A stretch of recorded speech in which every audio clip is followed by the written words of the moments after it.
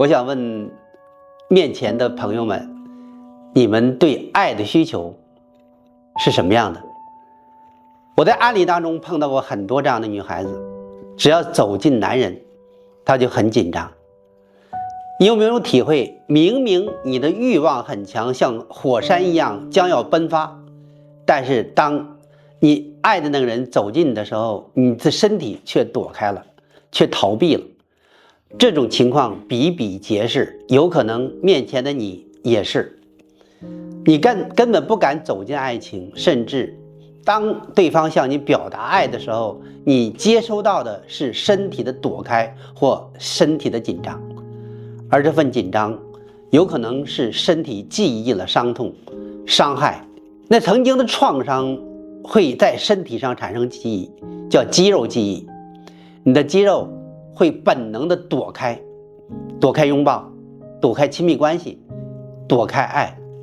你本来渴望着爱，渴望着温暖，渴望着长久的温柔，但你却拒绝了你的幸福。其原因是什么？就是记在身体里的创伤。我曾经有一个女孩子来找我，非常漂亮。我跟她做心理咨询的时候，她这样对我的，她说男人为什么都那么恶心？我是冲她笑了，我说是，男人非常恶心，因为男人看到美女就有想法。她听到我这句话的时候，她忽然间就身体紧张了。我说唤醒了你什么？对，她眼泪流下来了。她说唤醒了我有一份创伤。我说这句话的时候，你有没有感觉到我是流氓？她说对，你就是个流氓。我说你重复这句话。肖老师，你就是个流氓。她就重复这句话，重复。她说肖老师，你不是流氓。但是我却很紧张。我问她那时候发生了什么，我说在你8、9岁、7、8岁的时候发生了什么。她讲了一个隐私，被性侵。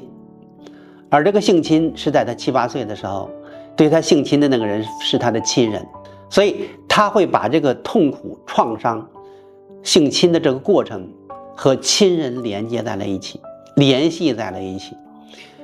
在她婚姻当中，她说我最痛苦的一件事情就是亲密关系。她说能不能男人对我没有想法？我就反问了这样一句话，你对男人有想法吗？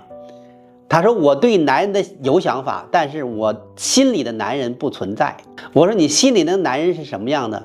她说是放光的、美好的、善良的、温柔的，他有一份渴望。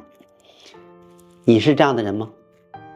在亲密关系当中，你寻求着一份感受，那个感受是让你安全，对，你寻求的是安全，对，而那个不安全却在你的身体上种植着。当那个不安全一直存在，你根本无法享受幸福。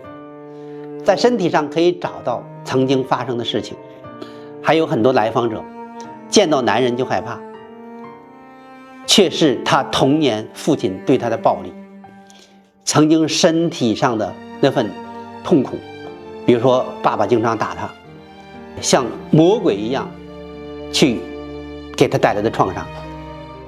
而男人，第一个男人是谁？有可能就是那个父亲。我曾经有这样一个案例，一个孩子29岁啊，一个孩子29岁，20年没有讲话，20年没有讲话，你听过吗？他妈妈把他带到我这里的时候，那个孩子给吃就吃，给喝就喝，啊，吃的时候不知道饱，喝的时候不知道饱，你这总是让他吃，他就总吃，全身都是长了很多的肉。我问他妈妈，这个孩子原来会说话吗？他说这个孩子小的时候非常聪明伶俐，现在已经20年不能说话了，叫木僵人。那天我让他躺在床上，我触碰他的身体，在他的骶骨、会阴、大腿内侧聚集着很多的包。当我揉那些包的时候，你知道吗？他全身出了一层凉汗，然后忽然间叹气，说出一句话来，他说好疼。哇，忽然讲了一句话，好疼。他妈妈说，他妈妈流眼泪了。我儿子会说话了。我说发生着什么？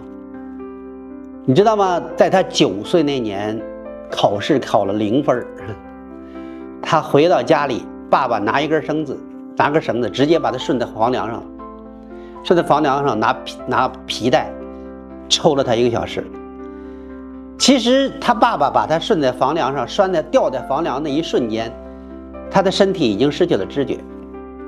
打他是不疼的，因为他觉得爸爸要弄死我。这个恐惧，其实巨大的恐惧记在身体上，形成了神经的阻断，让他和这个世界隔离了。我想问面前的你，你如果身体上停留着很多的紧张、痛苦、创伤，让你拒绝了幸福，你有多长时间没有享受过你的幸福？这几十年，有可能你在孤独、在恐惧、在紧张当中度过的本应该属于你的幸福，你却丢掉了。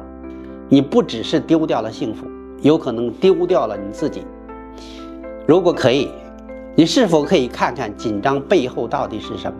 看看曾经那些恐惧，曾经遇到的那些创伤的事件，它却阻断着你的生命的流动，爱的享受，幸福的人生。如果你是一个这样的人，我可以给到你生命唤醒你本属于你的幸福，生命的无限，你愿意吗？